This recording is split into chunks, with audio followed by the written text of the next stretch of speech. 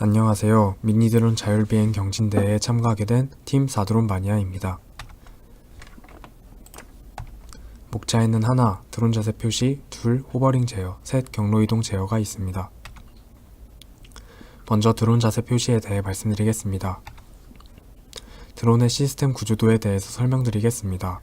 먼저 센서를 통해 드론의 현재 상태값을 얻습니다.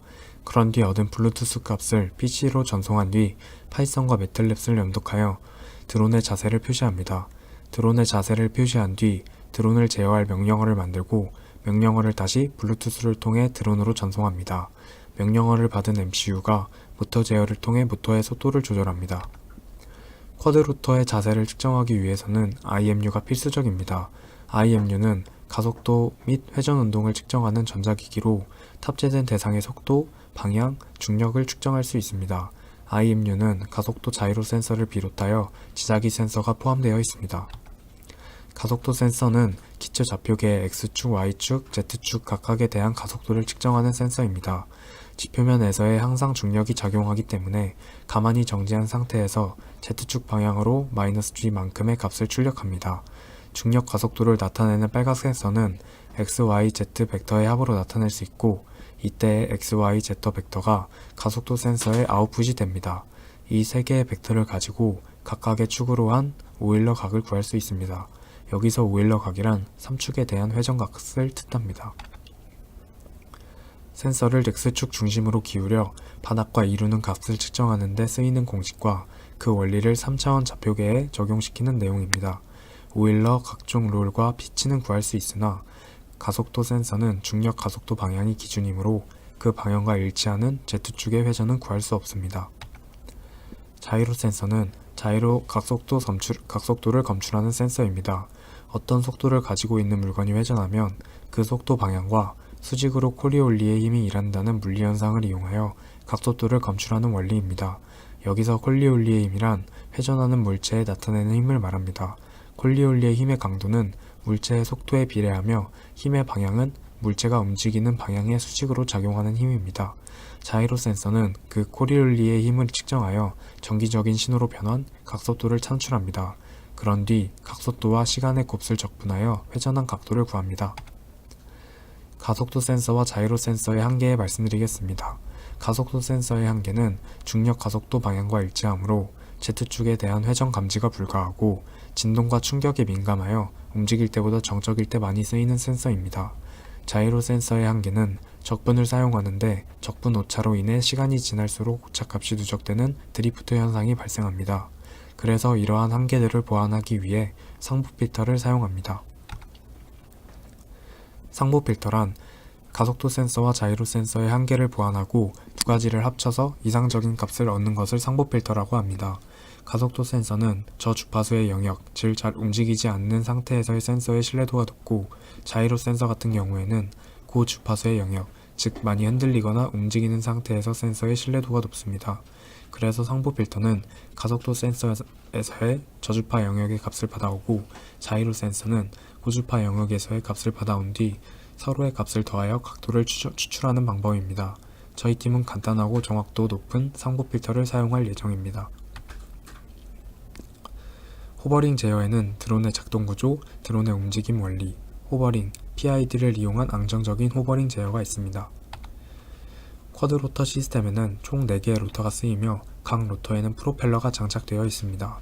따라서 로터가 회전하면 아래쪽으로 바람이 발생됩니다. 각 로터가 바람을 발생하는 힘을 추력이라고 하며 그 반작용으로 로터는 위쪽으로 힘을 받습니다.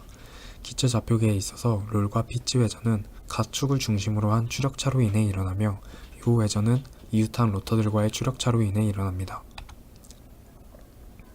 호버링이란 드론을 공중에 띄어서 움직이지 않고 그 자리에 머물게 하는 것입니다.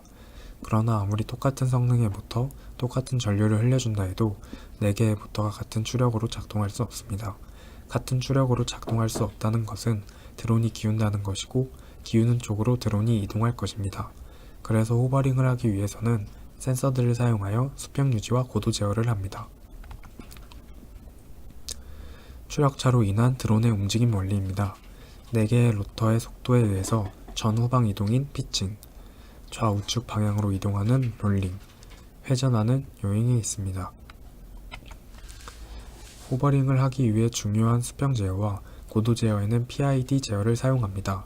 PID 제어란 자동 제어 방식 중 흔히 이용되는 피드백 제어 방식입니다. P는 비례, I는 적분, D는 미분이며 모터의 속도, 위치 제어, 보일러의 온도 제어, 드론 제어 등 여러가지 분야에서 쓰이고 있습니다. 제어식을 보시면 ET, 오차를 이용하여 K.자 PID 개인값을 조절해 제어량을 결정합니다. 호버링 제어 플로우 차트입니다. 먼저 드론이 이륙하고 드론이 수평인지 아닌지를 자이로와 가속도 센서를 통해 값을 받아와 각도 측정을 합니다. 만약 수평이 아닐 시에 수평 유지를 위해 PID 제어를 이용하여 수평을 유지시킵니다. 또한 지정한 고도인지 아닌지를 초음파 센서를 이용하여 측정하고 만약 지정한 고도가 아닐 시에 수평 제어와 같이 PID 제어를 이용하여 고도를 맞춰줍니다. 다음은 경로 이동 제어에 대해 발표하겠습니다. 경로 이동 제어에는 무엇보다 영상 처리 부분이 중요합니다. 드론의 현재 위치나 표적 추적에 있어서 여러 영상 처리 알고리즘이 사용됩니다. 경로 이동 제어는 크게 이러한 순서로 진행됩니다. HSV 색공간 HSV 모델은 색을 표현하는 방식 중 하나이고 그 방법에 따라 색을 배치하는 방식입니다. HSV는 색상, 채도, 명도로 이루어져 있습니다. RGB에서 HSV 벽계로 변환하는 이유는 색 인식의 용이함 때문입니다. RGB는 모든 색의 인식이 가능하지만 다양한 밝기에서의 인식은 조금 부족한 모습을 보여줍니다. 하지만 HSV는 색상, 채도, 명도를 통하여 사물의 밝기, 색의 선명도, 색상 등 다양한 환경에서 인식을 할 수 있도록 도와줍니다. 이진화란 영상에서 필요한 영역을 0과 1만으로 간단히 표현하는 방식입니다. 자신이 필요하는 영역만을 데이터를 1로 표현하고 나머지는 0으로 처리해버리기 때문에 상당히 빠른 컴퓨터 처리 속도를 기대할 수 있습니다. 캐니 엣지는 엣지 검출 알고리즘에서 가장 신뢰성이 높고 활용도가 높은 보편화 엣지 검출 알고리즘이기 때문에 이 알고리즘을 이용하여 도로 양끝 엣지를 추출할 것입니다. 캐니 엣지는 여러 목표를 지향하는데 그중 첫 번째로는 정확한 탐지입니다. 이 알고리즘은 영상에서 정확한 엣지 검출을 추구하고 있습니다. 두 번째로는 명확한 검타 결과 검출입니다. 검출된 엣지는 반드시 실제로 보여지는 엣지와 밀접해야 합니다. 마지막으로 최소한의 결과입니다. 영상에는 검출되는 엣지는 한 번만 검출되어야 하며 이미지의 노이즈 때문에 잘못된 엠치를 검출해서는 안됩니다. 이 캐니 엣지를 이용하여 도로 양끝 엣지를 구합니다. 캐니 엣지로부터 검출된 직선들 중에서 허프 변환을 통하여 유효한 직선들을 추출합니다. 이후에 이 직선을 이용하여 소실점을 구하기 위해서는 소실점 추정에 필요없는 직선들을 제거해야 합니다. 그중 첫 번째로 소실점과 관련 없는 수직, 수평선 형태의 직선을 제거해야 합니다. 그리고 허프 변환을 통한 직선 검출에서는 동일한 기울기의 직선들이 다량으로 생기는 경우가 있습니다. 이 경우에 인접한 직선의 기울기의 차에 인계값을 두어 인계값보다 낮으면 교점 생성을 방지하도록 구현할 것입니다. 그리고 소실점은 수직, 수평, 프로젝션 방법을 통해 추정하도록 합니다. 다음은 경로 이동 제어의 순서도입니다. 먼저 드론을 상승시킵니다. 호버링 제어를 하기 위해서 기압 센서를 통해 고도를 확인하고 자이로 센서와 가속도 센서를 통해 수평을 확인합니다. 이후 계속 반복하여 정확한 고도와 수평이 확인되면 여러 카메라로부터 수신한 영상을 여러 영상 처리 알고리즘으로 처리 후 양끝 도로의 유효 직선을 구합니다. 이것으로 예측한 소실점을 통하여 올바른 방향인지를 판단하고 그렇지 않다면 롤 피치 요를 조절하여 드론이 정확한 방향에 있도록 조절합니다. 그 이후로 앞으로 전진하면서 올바른 방향인지를 계속 확인한 이후 도착 지점을 포착하여 하강합니다. 이때 상승하였을 때와 비슷한 방식으로 고도 확인, 수평을 조절하면서 하강을 진행합니다.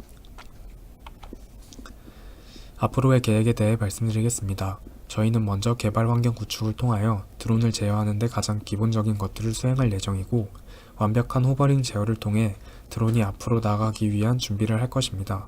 그리고 영상 처리를 통한 여러 경로 이동 제어를 통해 자율 비행에 한 걸음 다가갈 것이고 대회가 있을 7월에 완벽 자율 비행을 구현할 것입니다. 감사합니다.